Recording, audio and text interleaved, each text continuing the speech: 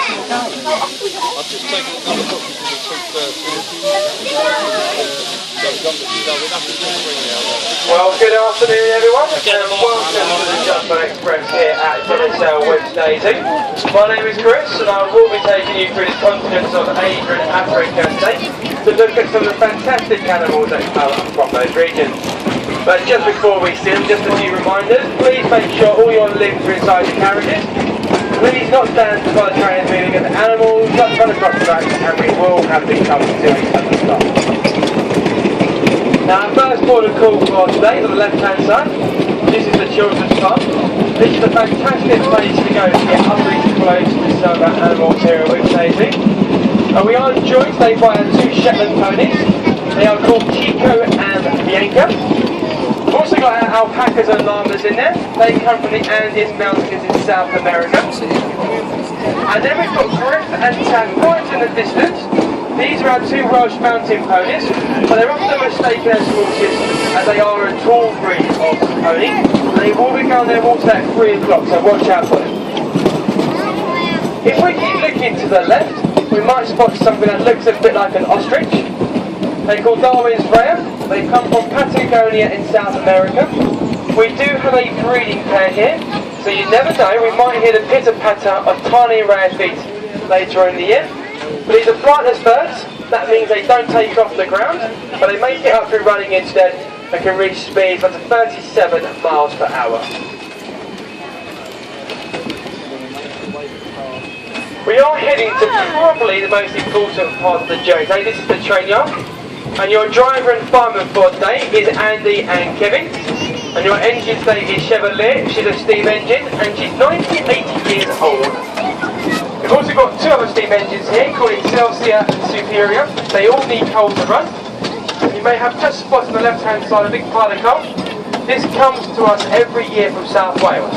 And we do need a lot of it, because if you add up the total number of miles that our 3 steam engines do in just the 1 year, it would be around 7,500, roughly the same distance as driving from London to New York. We've also got 3 diesels in here as well. They're coming up to your left hand side. So tucked away right in the yard is Hector, got the flags on. Then we've got little Sergeant Blanche just in front of the yard itself. As we keep going around the corner, you're going to see Hector's twin, Victor. Only takes around 2, maybe 3 minutes to get those blue diesel engines ready in the morning. Whereas Chevrolet, the steam engine you're on today, it can take Kevin and Andy up to 3 hours to get her ready in the morning.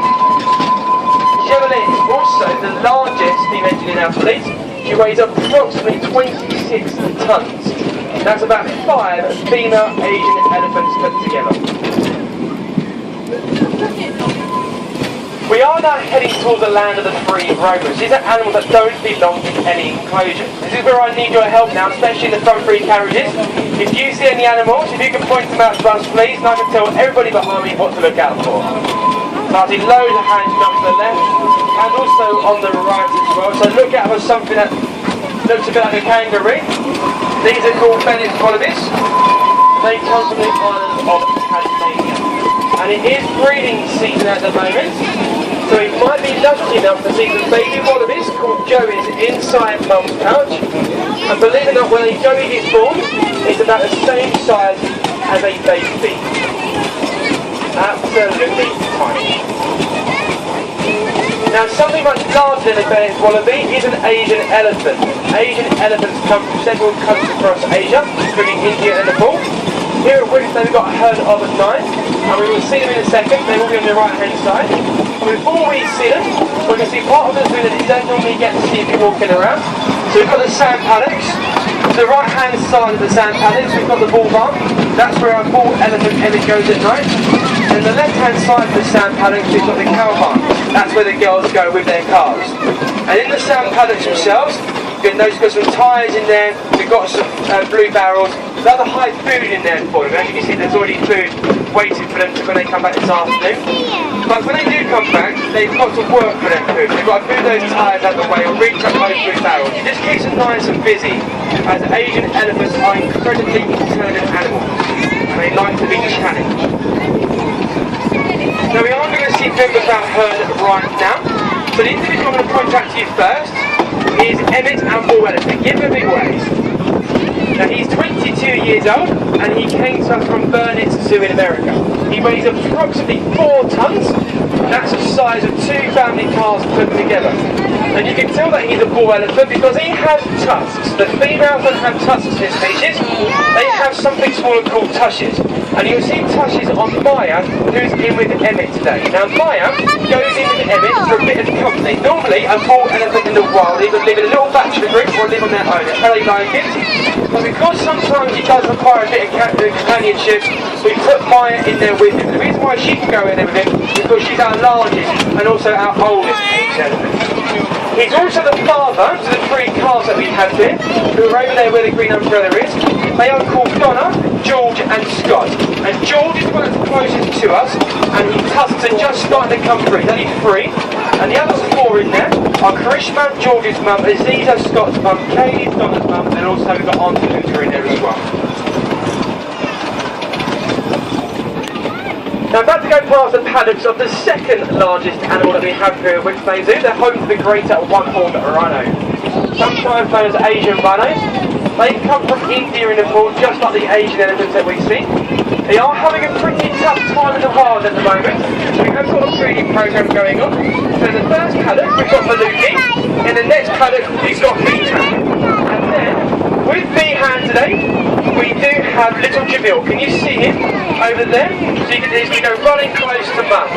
Now Jamil is only 9 months old, and as you can see, he's already broken your heart, isn't it? It's always fantastic to see. In fact, he's probably my most favourite animal that we have here in the zoo at the moment, and he's also a bit of a mummy's boy as well. Now, as you can see, he likes to spend all his time next to mum Meehan. But very quickly to the left, we're going to spoil you now. We've got some camels here, battery camels. They come from the Gobi Desert in Mongolia.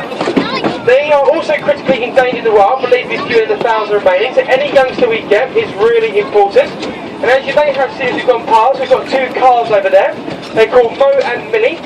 They're both born in April, only 2 weeks that separate them. And they are the first battery camel calves we've had here for 8 years. They're very excited when they joined us.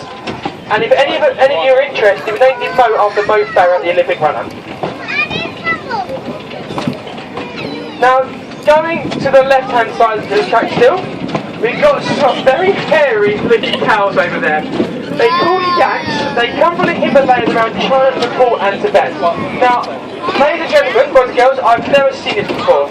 All the yaks are lined up in a perfectly straight line. That is really peculiar. I've never ever seen that. So you're seeing something very new today that's new to all of us. And as I've just said, it's difficult. So, I've pointed out a few individuals for you. The one that's standing up in the straight line, that's Zenji. He's our big male. He weighs around about a ton. And if you look towards the top of his horns, you might notice he's got those old school camera cases there. Can you see them? And by putting on top of his horns, he just protects himself. They're so sharp, but also the females in the herd. We've got a little youngster in there as well. The second one to the right, also the second one to the left, to the right. That's right now. And he's called Zach, and we named him Zach the Yak. And he was born in February. And he's the first yak I've had for around 8 years as well, so very excited when he joined us. And then to the right hand side of the track, very quickly, we've got some deer over there. These are called Pear David deer. They come from China and they are extinct in the wild. You can only find them in zoos across the world, so we're very lucky to have herd here at Whipsnade. We are about to go over a big hole in the ground now. It's called a ha-ha. So if I could just remind everyone, just really sit down while we go over the ha-ha. It's very steep. And the reason we've got the ha-ha is it stops our deer and our deer park coming into our yak, camel and Pear David deer enclosure. So most of the species are down there on your left. The ones in the lake itself, these are called swamp deer or Barasingha deer. They come from India and Nepal. And they've got these long legs and specialised hooves that stop them from sinking in the mud. And then just underneath the tree there, to the left, we've got our Sika deer. They come from Southeast Asia. They sometimes don't bow in deer, and they do take a bow first before they take food from your hand. They've also got a distinctive white tail that they put up to their nose if a predator is coming towards them. And then just on the left-hand side, where the ditch is, you'll just be able to see now, we've got 2 quite close together here. These are called hop deer. We've We've only got 7 of these in our deer park. They come from Asia, but they've just been classified as endangered in the wild. So we are going to start a breeding program with these guys very shortly, hoping that we produce a few more individuals to them, just get a better gene pool going, and then hopefully we'll start the breeding program. And talking about breeding programs, anti-settle breeding programs, on the right we have got some horses over there. These are Korzybowski horses. They come from Mongolia, and they are the only true wild horse subspecies left in the world. And it's believed at the turn of the 19th century that only 12 remained on the planet. There has been an urgent need of a recovery program. Our herd here at Whipsnade has contributed to this recovery program, and I'm pleased to say there are now 3 pups in the wild. One of our females called Natasha, who was sent out to Mongolia in 2001. Do you get regular updates? She's doing very well out there. Look at our little Chinese water deer, they're running away from us to the left. These are our free roaming animals. You can see a few of these as we walk around Whipsnade this afternoon. But to the right hand side of the track now, where we have got the home of our sloth bears. Just look really hard at these guys. Now we've got 3 in here, Ursula, Clever and Laker. And sloth bears come from Sri Lanka and India. They're an unusual species of bear. Here, go right at the front of the enclosure. Just see a little movement there, see? Might smack bang in the centre. But as I said, these are Sri Lankan sloth bears. These are the only sloth bears you'll find in the whole of the United Kingdom. And there are only 5 Sri Lankan sloth bears in the whole of Europe. The other 2 are the Moscow Zoological Park. There's always a privilege to see those guys, but if you want to find out a bit more about them, at 3 o'clock today we do have a talk on them.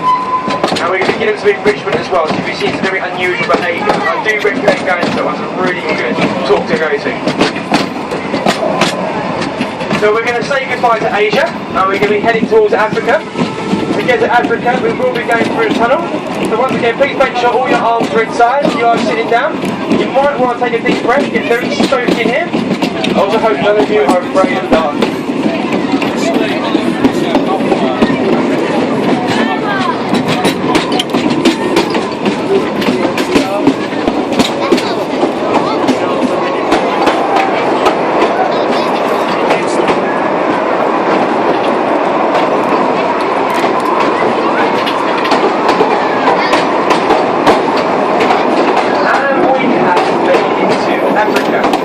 Our first African species on the left hand side. These are the Gemsbok antelope, and they come from South Africa, Namibia and Botswana. Also look out for our ostriches.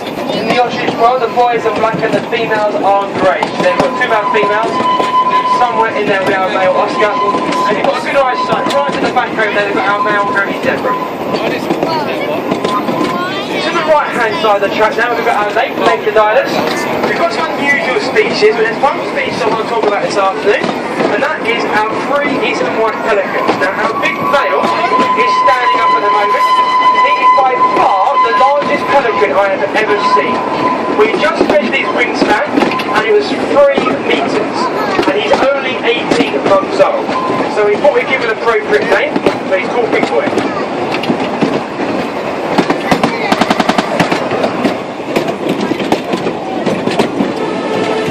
Now we are about to head back towards the station now. I'd just like to remind everyone that we do have lots of talks on this afternoon, so please keep checking your planners. If any of you are interested in reptiles, we do have a talk to talk there too. Once again, my name is Bruce, and if you'd like to ask me any questions regarding any of the animals that you have seen on your journey today, the journey around the zoo, then please come and see me. Please don't leave any songs to the train. I hope everyone is having a fantastic day here at ZSL Whipsnade. Thank you.